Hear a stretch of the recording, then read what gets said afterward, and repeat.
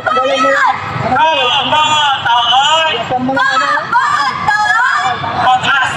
ng bayan.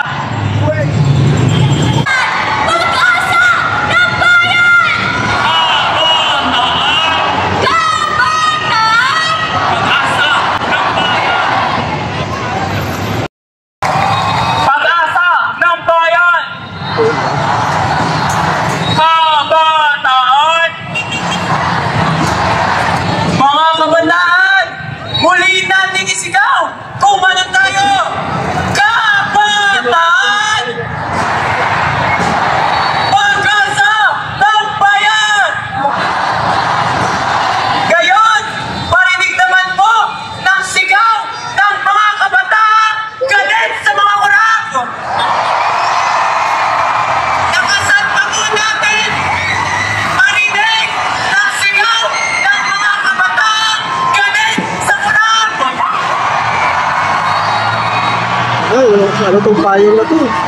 Mga kabataan, ngayong araw ay muli po tayong gumuguhit ng kasaysayan. Ngayong araw, muli po natin inangkin ang Menjola. Ngayong araw, sisiguraduhin po natin na tatandaan ang October 17 bilang petsa na muli natin inangkin ang Menjola na tinanganan natin ang ating misyon bilang mga pag-asa ng bayan. Ngayong araw po, libo-libong mga kabataan ang lumabas sa kanilang mga classroom, lumabas sa kanilang pamantasan upang magkaisa, upang maging-isang naggagalit na pwersa na tutulong sa bulok na sistema. Ngayon po, tawagin po natin yung mga kabataan na nandito. Nandito po ba ang mga taga-katipunan? Ang hina po, nandito ba ang mga taga-katipunan? Magpapauli ba ang mga taga-Hubert? Siyempre, hindi magpapatalo ang mga taga-Intramuros.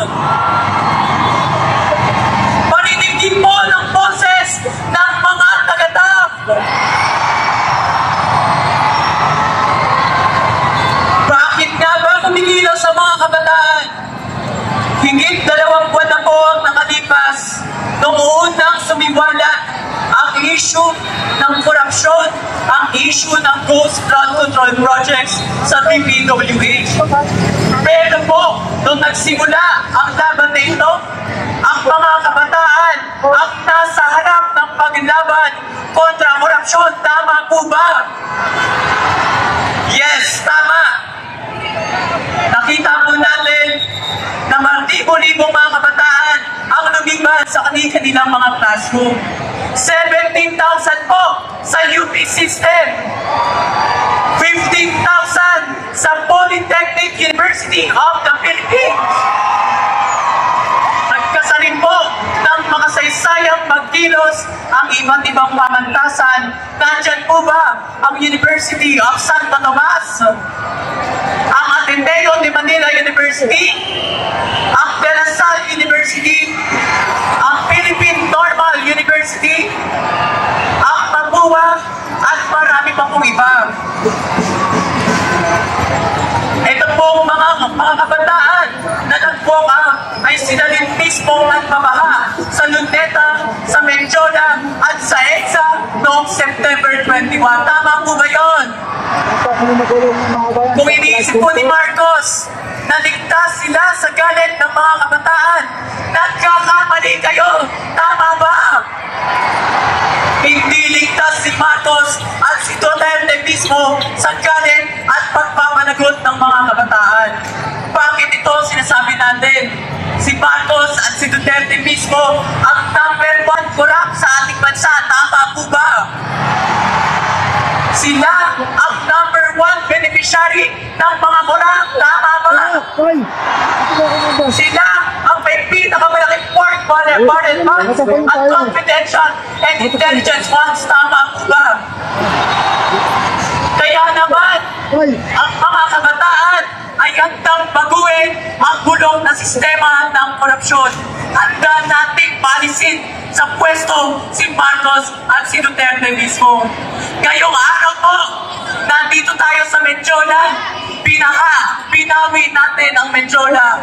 Bukas, babawiin po natin ang kapaterian mula sa ating estado at hindi tayo titigil na umilos hanggang hindi natin pinabawi ang kinabukasang deserve ng mga kabataan. Tama po ba? Pag-asa ng bayan!